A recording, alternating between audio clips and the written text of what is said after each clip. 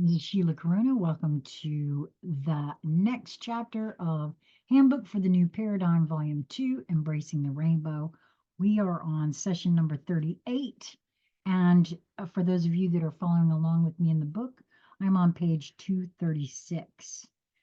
So it begins. The opportunity that is offered within the scope of this project is multi-leveled or multidimensionality in quality. It utilizes all levels or dimensions of the human aptitude in its focus of modifying the human perception of experience as those involved move through transcending from the present point of experience into the next level or dimension.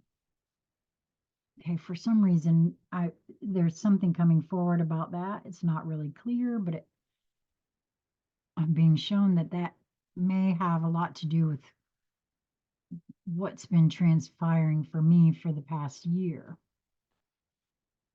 Dimension is the preferred description, for it indicates a more holographic concept.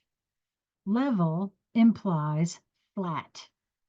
The circumstances of manifested awareness in a human body are not experienced as level or flat. It is the addition of emotion that adds the dimensional quality to manifested awareness. And in parentheses, indeed, there are those beings that do not have emotion as part of their experience, and they desire greatly to add this dimension to their experience pattern. And I'm going to stop right there because that has been shown very clearly in this Earth final conflict that I'm experiencing right now by Gene Roddenberry. So that's very interesting because there are those who have taken all of that out of, right, their experience for various and sundry reasons. Wow. So I'm going to say that again. Indeed, there are those beings that do not have emotion as part of their experience, and they desire greatly to add this dimension to their experience pattern. It is important that the concept of dimension become familiar and be included in the conceptualizing of the new paradigm. It is vital that the concept of the human body / mind / spirit also be made very clear. The awareness of existence within manifested experience is also dimensional. Certain of the animals have only the awareness of each moment. For them, there is no past or future, only the moment. Since they are unable to retain those memories in detail, their survival is dependent on what is called instinctual awareness and tied directly to the survival actions and reactions. Humanity has, through domestication, frustrated most of them greatly through neglect of their instinctual needs for at least partial freedom, natural varied diets, and of late through providing creature comforts more appropriate for humans than fur-coated animals. Wow. Fur/hair coated animals. Yeah, I wonder if that's behind my personal preference for not owning a pet. I don't know if that's the case, but that's kind of interesting there. I've often considered what that is, right? For myself, even anyway. The human body is a composite of corrections to previous experiments that that produced limited modes of physical experience. Through lessons learned, a model was conceived with the potential to evolve through multiple dimensions of experience as the awareness changed patterns. The human body was designed to accompany that change. It was also designed so that the awareness could enter and leave a body. In other words, the awareness was not required to cease its existence if the body was destroyed through accident or inadequate maintenance. What you call disease is inadequate maintenance. I know that's true for my own self. The ability to enter and leave was a known requirement for the potential of the human body is so limitless that its capabilities of adaptation are greater than units of self-awareness can comprehend in one focus of life experience. That's a true statement too, I feel.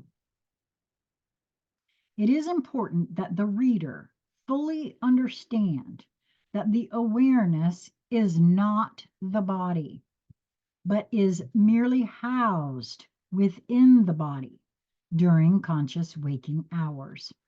It can and does sometimes leave the body during sleep, under anesthesia, and traumatic periods of unconsciousness.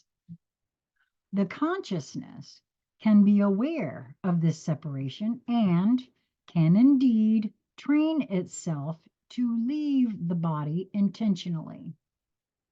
Some of those with this ability are being employed on a regular basis to intentionally visit particular people and events, employing only their focused awareness/spirit, and then can and do report on these activities to those of the dark intent.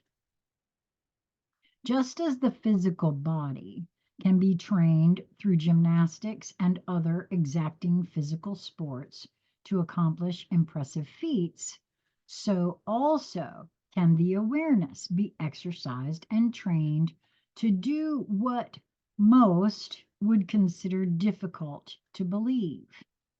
In this way, each can begin to grasp that the quote, average human on the planet is grossly unaware of its potential. The limitations of each are either self-imposed through acquired thought and belief patterns or through physical or mental limitations by genetic alteration/mutations. They are further limited by failure to maintain the physical body with proper exercise, breathing, whole foods, and pure water. Technology properly applied is a blessing to mankind. Technology guided by competition intended to create profit at the expense of one's fellow man results in greed. Through the law of attraction, this intentional exploitation draws to those who do this their just due, or what might be called equal compensation. Realizations of the truth of what they are about that result in change of intention and action also allows for a change in the degree of experience drawn in accordance with the degree of change. It is important that it is clearly understood the laws of the universe work perfectly, whether one is aware of them or not. They simply are. To live in harmony within them is heaven on earth. Let us cooperatively strive to anchor the truth purposefully within the mass consciousness of mankind and birth the new paradigm into the human existence on this planet.